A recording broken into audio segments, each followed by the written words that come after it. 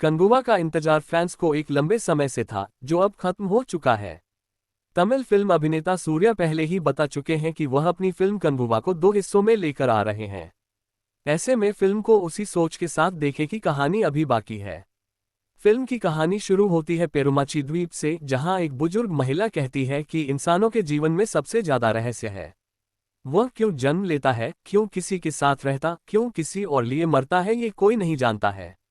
वहां से कहानी 2024 में आ जाती है, जहां किसी लैब में बच्चों के दिमाग के साथ प्रयोग किए जा रहे हैं। वहां से एक बच्चा भाग निकलता है। कहानी गोवा पहुंचती है, जहां फ्रांसिस सूर्या कोर्ट योगी बाबू बाउंटी हंटर हैं। जिन अपराधियों को पुलिस नहीं पकड़ पाती है, उसे वह पकड़ते हैं और पुलिस से पैसे लेते हैं। लैब से भागा हुआ बच्चा फ्रांसिस तक पहुंच जाता है। फ्रांसिस को भी बच्चे से जुड़ाव महसूस होता है। वहां से कहानी फिर साल 1070 पेरुमाची आती है, जहां के राजा का बेटा है कन्गुवा सूर्या। लैब से भागे हुए उस बच्चे का नाम इस दौर में पूर्वा होता है। पूर्वा के पिता को गद्दारी करने के जुर्म में कन्गुवा ने जिंदा जला दिया होता है। हालांकि उसके बेटे को वह गोद ले लेता है। खैर, रोमन सम्राट एक द्वीप पर कब्जा करना चाहता है। वह उदिरन बाबी देओल, जो अर्दी द्वीप का मुखिया है, उसकी मदद लेता है। उदिरन के बेटे कन्गुवा के हाथों मारे जाते हैं। अब उदिरन की कन्गुवा से दुश्मनी निजी है। निर्देशक शिवा ने ही फिल्म की कहानी लिखी है। उनका विजन बड़ा है, लेकिन स्पष्ट नहीं। जब कन्गुवा और उदिरन की लड़ाई दिखानी थी, पुनर्जन्म का एंगल रखना था, तो रोमन सम्राट का एंगल ही बेईमानी हो जाता है।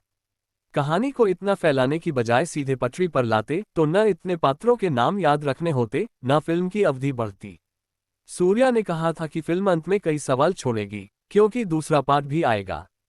हालांकि फिल्म देखते वक्त मन में केवल ये सवाल आते हैं कि इस फिल्म के पात्र इतनी जोर से क्यों बात कर रहे हैं, फिल्म का बैकग्राउंड म्यूजिक इतना तेज क्यों है कि कान सुन्न हो रहे हैं।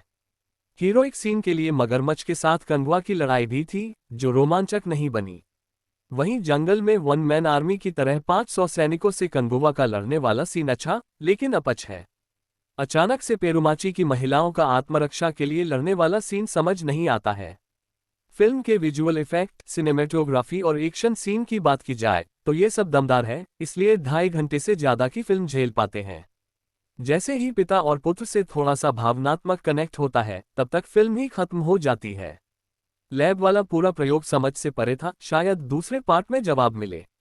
क्लाइमैक्स में उदिरन के नाजायज बेटे रक्तांगसन कैथी की एंट्री दमदार है। फ्रांसिस के रोल से ज्यादा सूर्य कन्गुवा बनकर प्रभावित करते हैं। दक्षिण भारतीय सिनेमा में डेब्यू करने वाले बॉबी देओल का लुक अच्छा है, लेकिन निर्देशक उनका सही प्रयोग नहीं कर पाए। दिशा पाटनी को समझने की जरूरत है कि ग्लैमर के दम पर वह कब तक चलेंगी, अभिनय करना पड़ेगा। योगी बाबू के हिस्से भी चंद सीन ही आए हैं। सूर्य के छोटे भाई कैथी की क्लाइमैक्स में एंट्री प्रभावशाली है।